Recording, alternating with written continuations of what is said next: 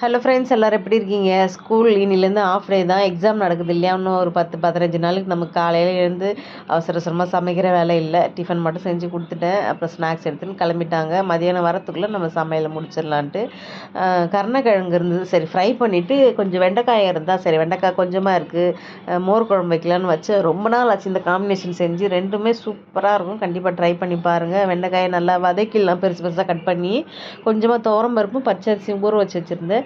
ஒரு பீஸ் தேங்காய், இஞ்சி, பச்சை மிளகா, பெருங்காயம், மஞ்சத்தூள், உப்பு இதெல்லாம் போட்டு அரைச்சிட்டு ஒரு தாளிப்பு கொடுத்து இதையும் போட்டு வெண்டைக்காயும் போட்டு ஒரு கொதி வரட்டோன்னு தயிரையும் மிக்ஸி ஜாரில் நம்ம அடிச்சுட்டு ஊற்றும்போது அந்த கட்டி கட்டியாக இருக்காது.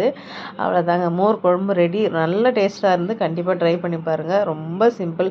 டெய்லி ஒரே மாதிரி காரக்குழம்பு, மீன் குழம்பு, சாம்பார், ரசம் வைக்கிறதுக்கு இது மாதிரி ஒரு நாள் வைக்கலாம். நல்லா இருந்தது. ட்ரை பண்ணி பார்த்துட்டு எப்படி இருக்குன்னு சொல்லுங்கள். அப்புறம் இஞ்சி, பூண்டு, பச்சை மிளகாலாம் இருந்தது. அதெல்லாம் ஒரு பாக்ஸில் போட்டு ஸ்டோர் பண்ணி வச்சுட்டு நல்ல ஒரு மத்தியானம் திருப்தியாக சாப்பிட்டாங்க பசங்க. நல்ல வெயிலில் வந்துட்டு இந்த மோர் குழம்பு சாப்பிடும்போது நல்லா சில்லுன்னு நல்லா இருக்குது அப்படின்ட்டு கொஞ்சம் மாங்காய் ஊறுகாயும் வச்சு சாப்பிட்டாச்சு.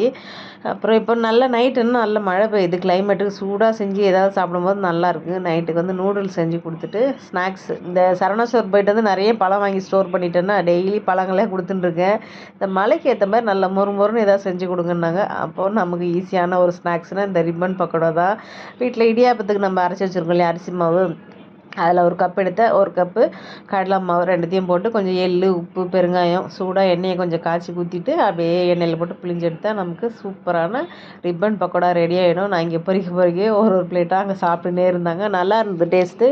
டக்குன்னு ஒரு ஸ்நாக்ஸ் செய்யணுன்னா இந்த மாதிரி செஞ்சு கொடுங்க. எப்பவும் பஜ்ஜி, போண்டா அப்படின்னமா இந்த மாதிரிலாம் செஞ்சு கொடுக்கலாம். ரொம்ப ஈஸியான வேலை தான்.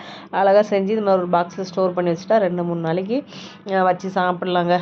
Okay, bye friends. இன்றைக்கி நாள் எங்களுக்கு இப்படி தான் போச்சு. நாளைக்கு பார்க்கலாம். பாய்.